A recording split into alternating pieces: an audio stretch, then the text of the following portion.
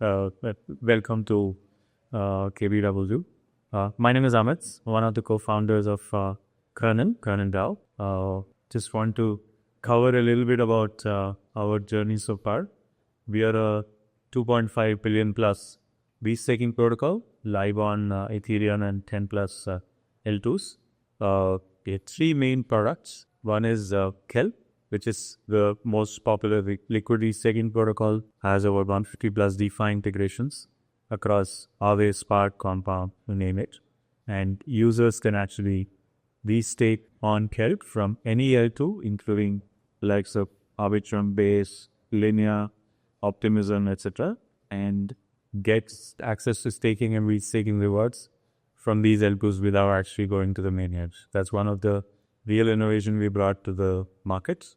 And not only that, users can actually access or users can leverage our liquidity staking token called RSEs on 150 plus DeFi protocols across Ethereum mainnet as well as Actives. The second product that we have in store is called Gain. It's a set of automated vaults that are really high yielding across Ethereum and stablecoins at the moment. On Ethereum, users can generate anywhere between 8 to 30% in Ethereum terms, returns in Ethereum terms. So thousands of users are already utilizing the Gain platform. And on stablecoins, we like some of our strategy managers generate over 70 to 20%. One of the highest yielding vaults in the whole of crypto. Very popular among the crypto native users. We're also starting to integrate with several centralized platforms as well, so that their users can access to some of these highest earned vaults. And the third product that we are launching is called Cred, and that is what this presentation is about, and how we are reshaping credit and building the internet of credit.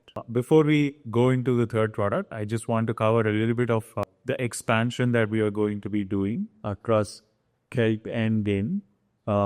We are going to be expanding Kelp to multiple other L2s as well as L1s, including Sonic, Avalanche, and 10 other L2s are in the pipeline. Similarly, with Gain, we just launched one of the highest yielding stablecoin vaults that is earning about 70 to 20% as of today.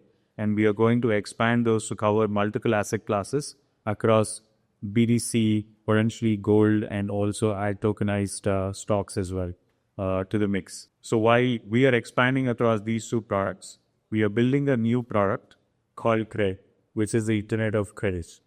What is its Internet of Credit or instant credit mean? We have instant access to information via thanks to internet. We have instant access to communication thanks to multiple applications like WhatsApp, Telegram, etc. We have instant access to commerce, and blockchains made money transfer, actual money transfer instant. Now, obviously, businesses as well as individuals and small and medium-sized merchants need instant access to credit, and that is not possible in the current economy, the way the financial ways are taken, right? Let's deep dive and see what that means. So the $220 trillion payment problem that I'm going to discuss about covers several sectors, including remittances, international business-to-business transfers, payroll transfers, as well as multiple other payments and transfers, including credit card payments that are not extant today. Most of these are quite expensive, as in they charge about anywhere between 2 to 6% of the transaction fee that eats into users' capital. The second problem is because our traditional financial ways are built on legacy systems, most of these transfers typically take anywhere between 24 hours to 5 working days, and in some cases much longer when the scale of the payments are higher. So it's not only inefficient, it's also it also has quite a few delays. And the next big problem is 180 plus banking days worth of days for the consumers. That means money wasn't moving during this period. So can you imagine 180, which is almost 50% of the entire year, banks were off. I'm not saying like bank was off. A particular bank was off 180 of these 5 days, but in totality, it is 180 days were off for banks across the world, right? So what does this mean? The $220 trillion payment economy is actually inefficient, stuck due to time failures, and is very slow due to legacy bank delays. How are we disrupting this? We are disrupting this by creating the Internet of Credit. How does the Internet of Credit work? KUSD is at the heart of a new product called Credit, which is the Internet of Credit. It's a new yield-bearing stablecoin that users get when they deposit stablecoins like USDC or USDT into our smart products. Why KUSD? KUSD actually gets the yield automatically, like a liquid staking token or a liquidity staking token, when the stablecoin is deposited in the smart contracts or being utilized for instant credit-related transactions.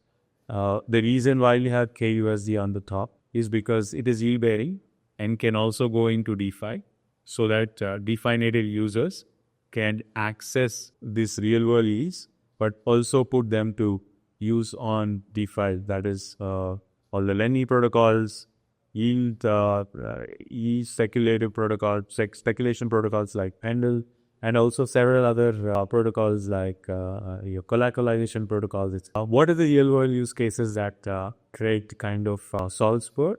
Remittances, payroll transactions, brokerages, fintechs, and trade finance that need ultra short-term credit from 24 hours anywhere up till 5 to 6 days. How does KUSD work?